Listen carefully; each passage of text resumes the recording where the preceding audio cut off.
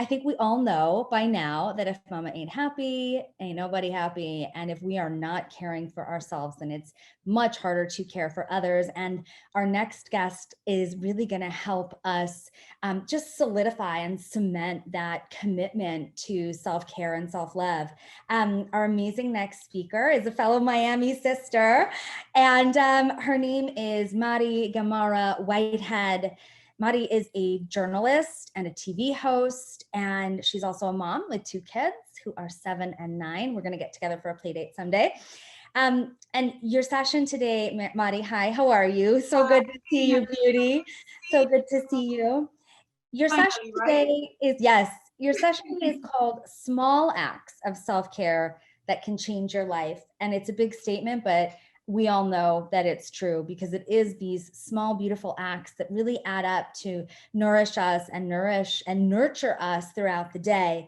And it really just takes a few minutes. It really just takes a few minutes. I once tracked how much time I was wasting scrolling, right? Endlessly scrolling. The number really scared me. And I thought, I can take some of these minutes and do something better. And I am super excited for you to share with us how we can use those moments better and in a more productive and loving way, so that we can feel truly, truly energized and nourished and share that with our people and with the world at large. So everyone, please be sure to follow Mari at Mari Gamarra TV.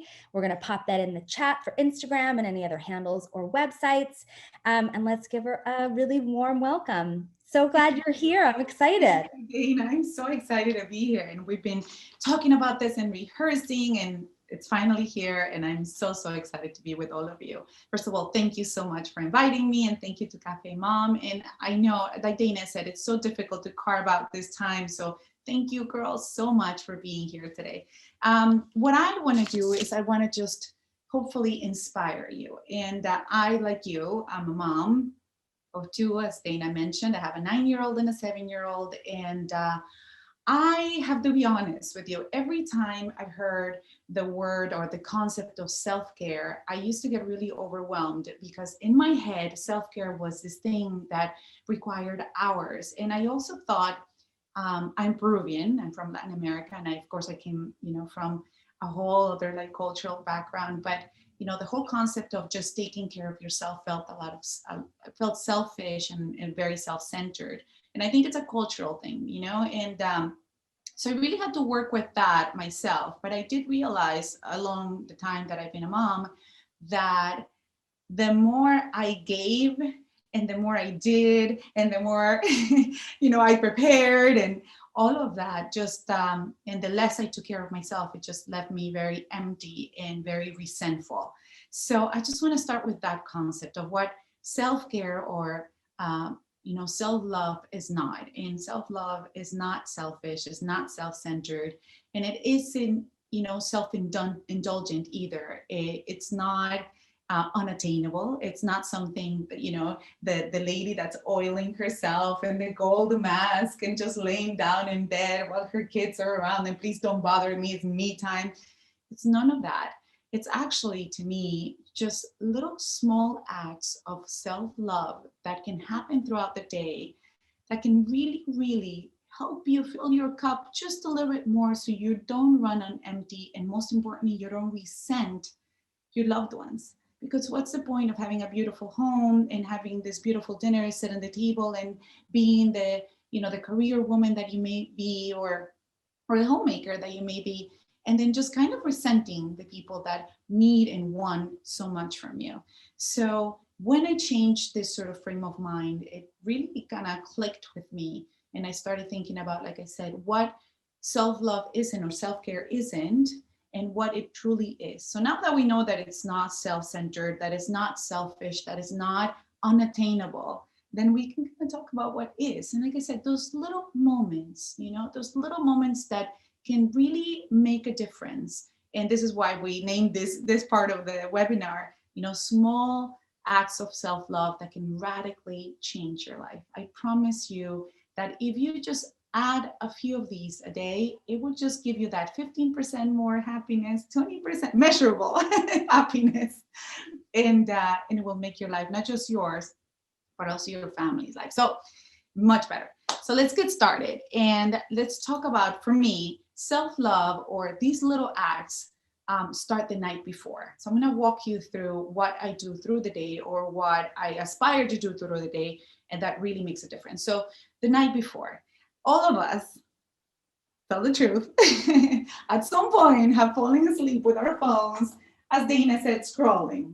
And, it's not anything new, but it is a fact. This being on a screen, be it your phone, your TV, whatever it is, it actually brings you to a state of anxiousness. It actually produces anxiety. And so you already are going to sleep in an anxious state, which sets the tone for the next day. So one little things that you can kind of tweak at night that have made a difference in my life is just kind of changing that. First of all, I forget my phone. I live in 2 floors in a house. I forget my phone downstairs. You can forget it in, down in another room, just outside of your room. And just kind of put yourself in a different mood before you go to bed. Maybe your favorite book next to you. You know what? I was listening to Stephanie and she was giving her massage. I'm like, oh my God, what a great way of like doing this right before you go to bed. I have my little washa that I can kind of do before going to bed. And another practice that I absolutely love, and this is just like between you and I'm a big believer of manifestation, of manifesting your dreams. So I actually take the few minutes before I'm drifting off to sleep, right before, like, into my time to manifest my dreams. So I actually take a few minutes and just close my eyes right before I'm drifting off, and I start just imagining something that I'm trying to manifest. It could be something as simple as, like, a better day the next day, or something as big as, I don't know, a country house. I don't know, something that takes you outside of your city during these crazy times.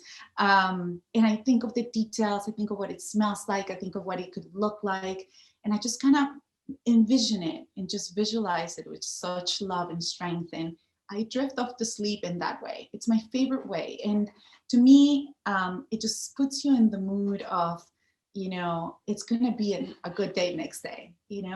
Now, what happens the next day? Also, if you want to do a tea, I know a lot of people like teas, and just going to have it like a nighttime tea. One of the ones that works the best for me is chamomile and lemongrass as well. You'll actually hear me talk about lemongrass a lot. And another little, like, small act of self-love could be just oiling your feet. Like I said, the whole like aspect of like oiling yourself and all that stuff always makes me think that my sheets are going to get dirty and I'm never going to get off. It actually stresses me out. So, but just oiling my feet, just putting socks on or whatever, just such a kind act to ourselves. And just that tiny little thing just makes such a difference. So now we're sleeping, and now we're, waking up in a different way. We're opening our eyes. And the way I like to think of the minute that I open my eyes is just, how do I want this day to feel?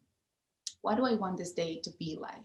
And immediately I have all these, I'm a Virgo, so I kind of worry about things not being perfect. So immediately I have all these worries that kind of come into my head, and and I start thinking about all these things that are not okay or whatever. So I need to really actively stop that and actively decide, what do I want my day to be like? And I think of those few minutes before I get out of bed as what's setting the tone for the rest of the day. One of the things that I love to do as soon as I wake up, and I don't do it every day because I want to be very real with you. The things that I'm sharing with you, some of them I do, and one day I'll do a bunch, sometimes only one, sometimes I'll go through my phone in the mornings and then I, feel terrible. So I just want you to know, this is not about being perfect. This is about being conscious, not perfect. So going back, so what I like to do is to be able to connect my heart to my body right before I start my day. So this is a little practice that I do. I'll show it to you. Actually, I don't know if I need to get up, maybe not.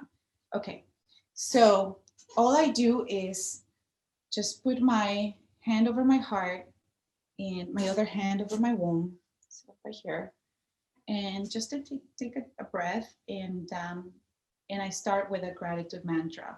This is not I don't go through a list of things that I'm grateful for. I just truly I'm grateful, So I just go, I am so thankful for today. I'm so thankful I have a brand new day. Thank you so much for my family. I am so thankful that I get to spend time with them. Just very briefly, just connecting my heart to the rest of my body, especially my womb, where we carry so much, where we have carried our children, and just connecting to those two spaces and just letting that love just sort of spread throughout my body, and just know that today, whatever it may bring, it's going to be exactly what it needs to be, and I will be exactly where I need to be, and I'm thankful for that. And that's it. That's all I do. Then the next thing that I've actually been doing the past few weeks, and it's made a huge difference for me, and I'm sure you guys have maybe seen it on social media or you've read about it. It's warm water with lemon. I know it's like, oh, once again, I promised you. First of all, it alkalizes your it makes your body alkaline. This is for trying to like speak so fast. And I think just the act of having a little warm water with half a lemon and just drinking it on an empty stomach, right when you wake up, just kind of soothes your body, and it lets you know that you really care, that you really love yourself, and that you truly care. So then you just start your day that way. Another act that I love, I actually do this with my husband, but you can do it alone, is really, really lean into having your coffee. Whatever it is that ritual is of, just, making your coffee and just drinking it, and that first sip of like just, you know, just really leaning into the, how delicious that moment is. And if you I share with my husband, just kind of sitting there and having that coffee with my husband, mindfully, slowly savoring it, as opposed to just kind of, being on our phones or just being distracted by the TV and the news and the things that are barking at us, and the many, the many screens that are in front of us, always calling our attention. So that's something that I love to start with. And this is, now you have your morning. Now you are like completely are set for the rest of the day. And then now we can start with, and if you do a meditation, that's amazing. If if you're the sort of person that does breath work in the morning, that's amazing. I'm just trying to give you like the ones that are very easy, that are very doable, so you don't have to feel bad about like, oh, I didn't get exercise in, I didn't do this, I didn't do that. This is not, again, this is not about being perfect. This is just about being conscious and being proactive to carve out these little times, these little moments for yourself. Now, what happens during the day? I really believe that the most rebellious act that you could ever perform as a mom is retrieving your attention from your screens. So at whatever moment you're able to do that, and bring it back to whatever it is that you're doing in that moment, and have a moment of intention, meaning if you have to, if you're eating lunch, that you're able to sit down and actually, even if you're doing it in front of your desk, that you're able to savor your food, that you're without your phone, without your computer, and you're actually able to tune into how it all feels. Believe me, your body, your digestive system will help you. I mean, will thank you. It is such your whole entire body goes into a mode of receiving, of being calm. Then you digest better. Because your digestion is better, then your skin looks better. Because your skin looks better, you look happy, you're happier, and immediately it's like a domino effect, and it's amazing. So one of the things you can really, really do to be part of this rebellious mode is, turning off your notifications on your phone. That's something that I've done probably a few months ago, and it's made a huge impact in my life. I basically, anything that, all my notifications are off. If you have something obviously important that you're waiting for, you can turn that on, but the rest just off. So that way, when you need to look at your phone, when you need to go in and see what's going on, you go and grab it and you look at it. So it is driven by you, not just, being taken from you. Another thing that's really important, and this also comes from my own experiences, if you have friends, and I think unfortunately we all do, if you have a friend who is always, emotionally dumping on you, choose not to take that phone call.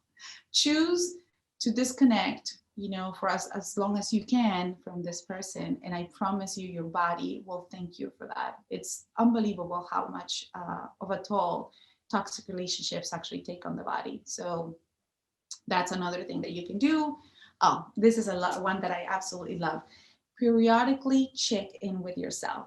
Basically, it's just about, you sit there and you go through your day and you ask yourself, how do I feel right now? How can I feel happier right in this moment? Like, what is it that I could do?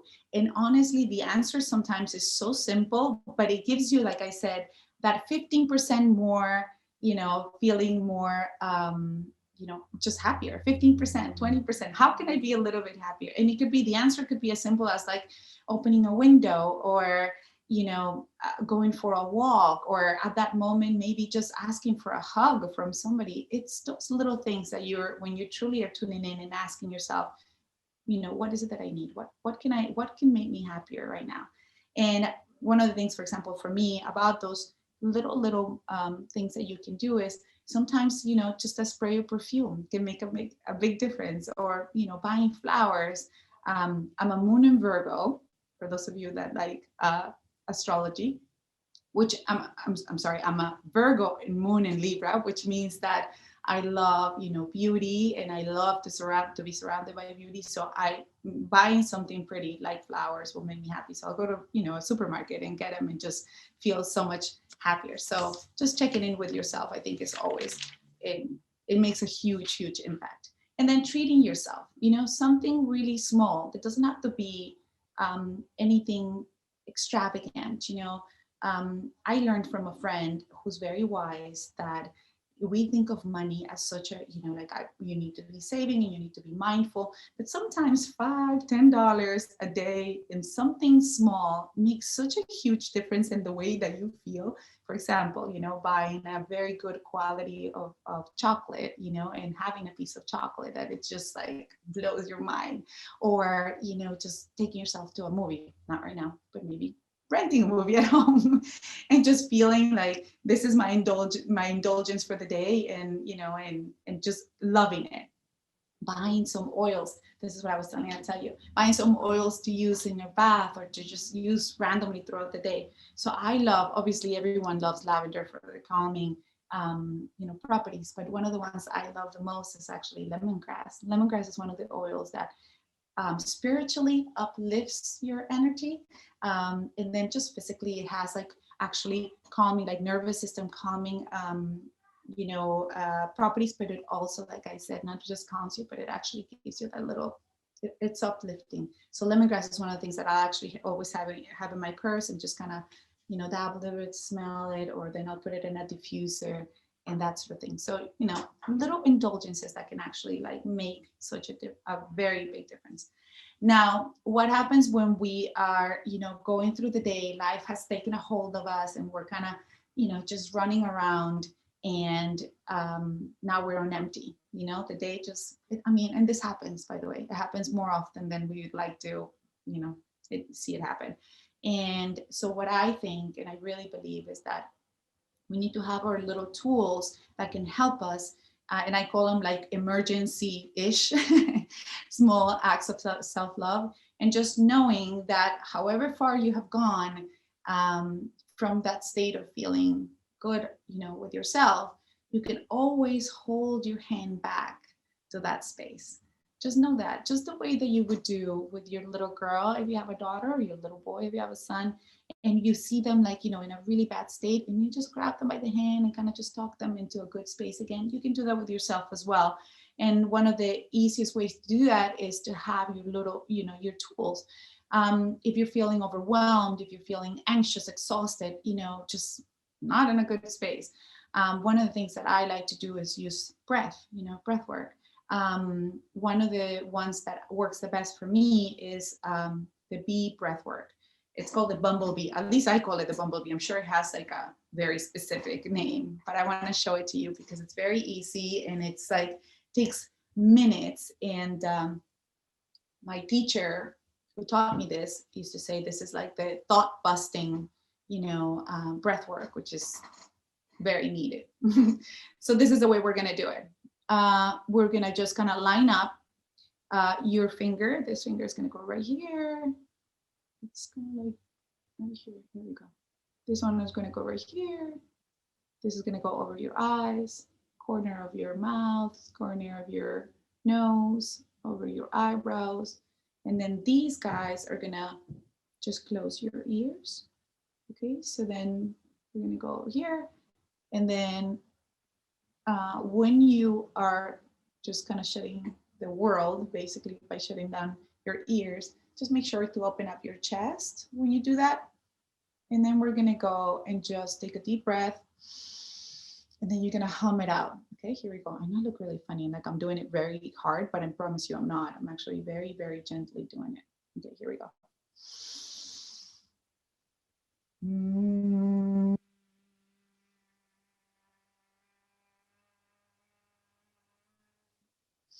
Make sure that your chest is open, your elbows are open as well.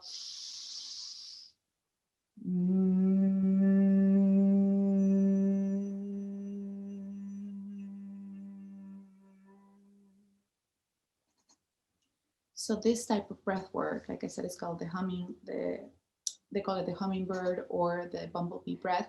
It really, really helps you just bust out whatever anxiety, whatever thoughts, whatever worries. It just kind of makes it disappear completely. So it's one little nice tool to have in the back of your pocket if you ever need, if you ever need like that extra help. Another thing that really truly works is journaling. And I know people, oh, again, it's one of those like, yeah, of course, yeah, journaling, but who has time for that? I do it in a way that's called like negative dumping, which is whatever negative thoughts or worries are coming into my head, I just grab a piece of paper and I just dump them onto a piece of paper. Basically, you're literally just releasing the heavy burden of those thoughts on your from your mind onto a piece of paper, and you can actually visualize that, just completely leaving that and giving you just peace and being able to just kind of move on and think clearly. And then the other thing that I think is absolutely fabulous is being able to schedule time with your girlfriends. Yes, we love hanging out with them regardless, but there's actually there's been scientific studies that show that when women get together, just like we are right now, actually, I was wondering if it counts when we do it via Zoom, but when you get together with your girlfriends, women release oxytocin. And what that does, it calms your system. It actually makes you calmer, happier, and what else could we ask for? So really hanging out with your girlfriends really helps, in a physical, scientific level to feel better. So I love that concept as well. So scheduling time to be with your girlfriends is always an amazing idea. Now now you have like scientific reasons for it.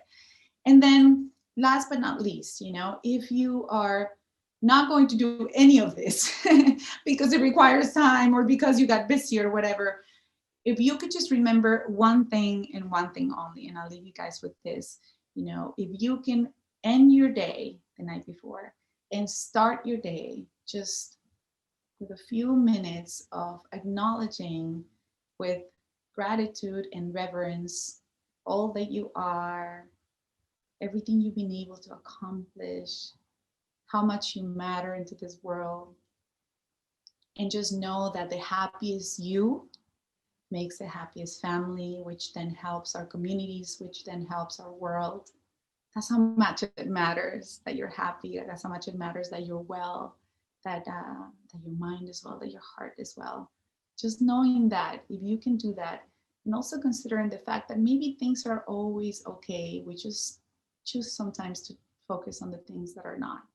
But if you look for it, there will always be that one thing that is going so well in your life. So that's what I have. Dana, thank you so much for having me here today and for being able to share this with all of you. And I hope it's inspired all of you to just be a little bit kinder to ourselves. Thank you so, so much, Mari. I was taking notes, and the sheer volume and the amount of these bite-sized tools that you shared with us Oh, is epic. And I think it's going to be so helpful. I mean, from journaling 5 minutes a day, acknowledging yourself, holding your own hand. I mean, what an amazing, just to hold on to that alone as we go throughout our day, asking ourselves, how would I treat my child? How would I hold my daughter's hand right now? that concept is huge for me because I think that if you think about it, like if your child tells you, I need to go to the bathroom, like would you tell your child, no, you wait, like the way we do that to ourselves, or your child tells you, I'm hungry, I would like Do you tell your child, no, you're not going to eat because you're actually like gained a few pounds, so now you're not, like, we would Right. never do that to them. So why to ourselves, Yeah. right? Yeah, amazing. I love the idea of simple pleasures and indulgences, manifesting gratitude, conscious eating, also choosing whose energy you let into your life. I think You. that one is really, really huge. And I wanted to ask you a follow-up question on that. When that friend is in that really negative space and blowing up your phone or in that complaining zone, and you want to kind of put them on ice, what is, without hurting their feelings, right? Because there's this push pull. Oh, I Yeah. want to be there for them, but you're really like bringing my vibe down. So what is the tactful way, or what is the compassionate way to kind of put someone on ice when they are draining you? Yeah. It's funny that you would ask that question because I've been going through that lately. And this is something that inspired, I actually had to sit down with this a lot because when we are compassionate women, people tend to lean on us, especially our girlfriends, when we have this sort of like, mothering energy to us, girlfriends come to you for that. And I think it is very important to, to give your love, except when you are being drained, except when you are a dumping ground. And I think just like the way I was saying about the children, I think of like a guy. Would I let a guy do this to me? No, I wouldn't. So what I do is in a very loving way, I say, and I have actually in this past few weeks, like, I'm going through something myself right now. I don't have much to give. I love you, I am there for you, but not right now. Mhm. And I need to kind of go through what I'm going through right now. And this, will go on until things kind of just get diffused. But I will tell you, Dana, we have as women, I think at some points have to make decisions in our lives as well and see how toxic relationships, like I said, when we're dating, you know, we break up. Yeah. And sometimes friendships get so, toxic and we carry them with us. And, at some point we do have to say, okay, I love you, but this is no longer good And for that's us. a healthy boundary. And that's a healthy boundary. And as, mature women, it's up to us to identify what those boundaries are and then find a way to express them. And one of the things I mentioned to a friend who was saying, oh, oh my God, your hair has grown so much. Like, what are you doing? Like, what are you doing differently? I cut a friendship that was 10 years old and it was the most toxic friendship I had. And when I Mhm. did, Your the hair whole started body growing. responded. Your Hmm. body responds Hmm. Hmm. 100%. So Yeah, that's, I think, and also we're paving the way for our girls. absolutely. What healthy is. And what's happening in the chat right now is, and I think this is in relation to, negative energy. It's hard when it's your own child, though. And Oh it yeah. is, and it is. And, especially like in these difficult times lately when the kids can't really socialize and they're having a lot of big feelings and life has changed dramatically for them. Um, I know that from my experience, when my kids get sort of locked in a negative or in a complaining zone, what works for me is just giving them space to express their feelings. So often that's what they need. Like, we can't ice our kids, we can't our negative friends, Don't call me right now. but we can give them space and give them a container and then gently shift them. And let's create a gratitude list together, let's plant some flowers together, give them the space. And then it's the same thing we do for ourselves. Let's give ourselves the space to air it out, express ourselves, and then Yeah, shift and towards gratitude. I'm big on like, let's, once we calm down, let's talk about our feelings because I have a boy. So my girl is all about talking about her feelings, but Mhm. my boy is not. And so I'm big on like also regrouping and kind of like, okay, but how did that hurt? And then just kind of saying, I'm so sorry. It wasn't my intention. I'm so sorry you feel that way. I'm here for you, but letting them really go into themselves and acknowledge what that felt like and what that feeling was. I think that's so important, just not just for now, but for later. Absolutely, building their emotional intelligence.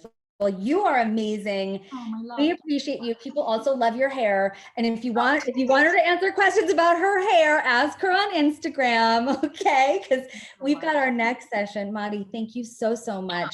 Thank you. Everyone who has participated in her session, just try these things, try one or two, set an alarm on your phone to remind you, and then go ahead and DM her and let her know, which ones really moved you. We will, of course, populate the chat with all of your connection information, how we can get a hold of you and stay in touch with you. And I'm so looking forward to having lunch with you here in Miami when it's safe and normal. Thank you so much, Mari. Bye, love. You. Thank you, everyone. Have a great weekend. Bye.